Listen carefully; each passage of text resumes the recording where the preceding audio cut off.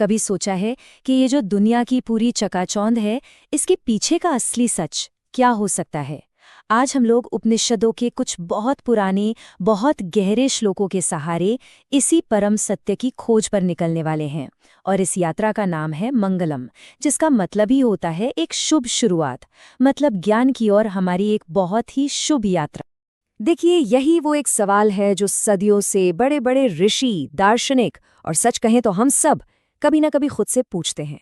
और कमाल की बात यह है कि ये श्लोक हमें कोई पका पकाया जवाब नहीं देते, नहीं, बल्कि ये तो एक रास्ता दिखाते हैं, एक ऐसी यात्रा पर ले जाते हैं जो हमें हकीकत के बिल्कुल दिल तक पहुंचाएगी।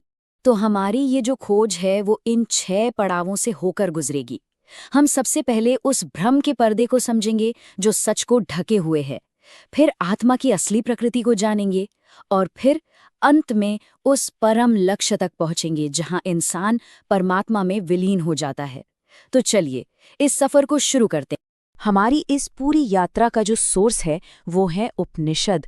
इन्हें सिर्फ कविता या कुछ मंत्र समझ लेना एक बहुत बड़ी भूल होगी।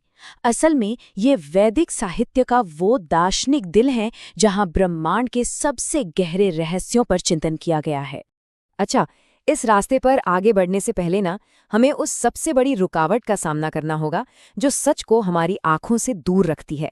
उपनिषद इसे एक बहुत ही खूबसूरत लेकिन धोखेबाज पर्दे के तौर पर समझाते हैं। तो हमारा पहला पड़ाव आता है ईशावास्योपनिषद का ये श्लोक। और ये कोई साधारण मंत्र नहीं है, नहीं, ये तो सत्य के एक साधक की, एक सीकर की दिल से निकली हुई पुकार है। वो प्रार्थना कर रहा है कि उस पर्दे को हटा दिया जाए जो सच को उसकी नजरों से छुपाए हुए है।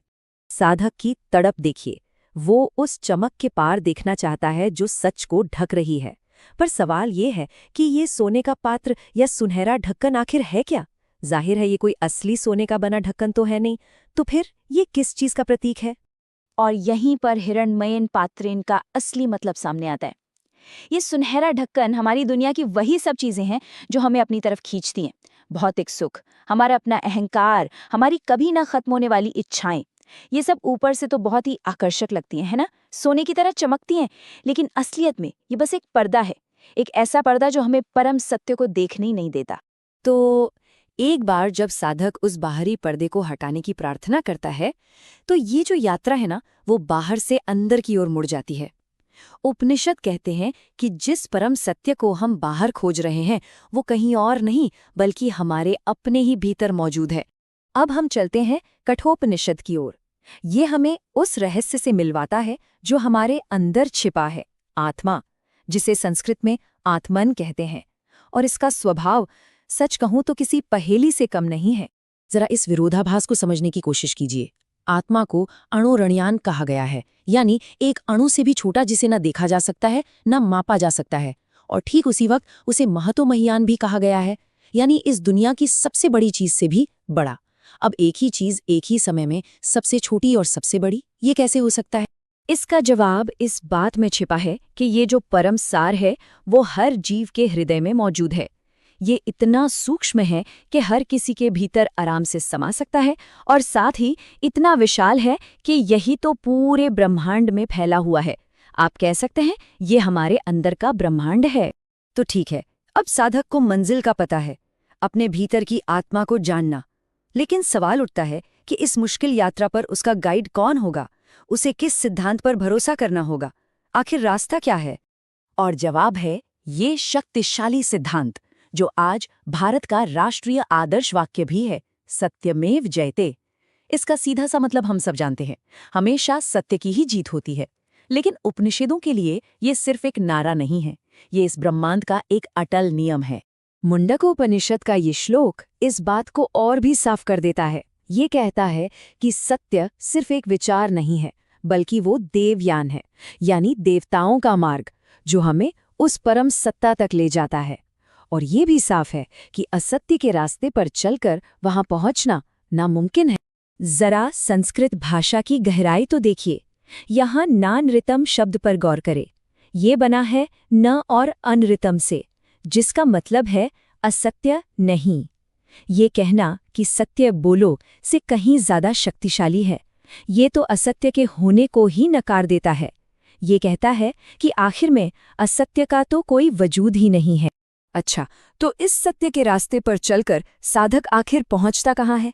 इस आध्यात्मिक यात्रा का, इस स्पिरिचुअल जर्नी का फाइनल डेस्टिनेशन क्या है? ये है व्यक्तिगत चेतना का उस अनंत, उस सार्वभौमिक चेतना में पूरी तरह से मिल जाना। इस परम विलय को, इस अल्टीमेट मर्जर को समझाने के लिए मुंडकोपनिषद एक बहुत ही खूबसूरत और फेमस मेटाफर का इस्तेमाल करता है, नदी और समुद्र का रूपक। इस रूपक का सार समझिए। देखिए, जब तक एक नदी बहती है, उसका अपना एक नाम होता है, एक रूप होता है, गंगा, यमुना, गोदावरी। लेकिन जैसे ही वो समुद्र में मिलती है, उसकी अपनी अलग पहचान खत्म हो जाती है, वो बस समुद्र बन जाती है। ठीक उसी तरह एक ज्ञानी व्यक्ति जब अपने नाम और रूप यानी अपने अहंकार से आज़ाद हो जाता है, तो वो उस दिव्य परम पुरुष में विलीन होकर एक हो जाता है। और आखिर में श्वेताश्वतरोपनिषद का ये कथन इस ज्ञान की अहमियत को बताता है। ये बिल्कुल साफ करता है कि उस परम सत्य को जान लेना ही मृत्यु के डर और उसके चक्र से पार जाने का एकमात्र, आई रिपीट, एकमात्र रास्ता है। इसके अलावा मुक्ति का यानी मोक्ष का कोई दूसरा रास्ता है ही नहीं।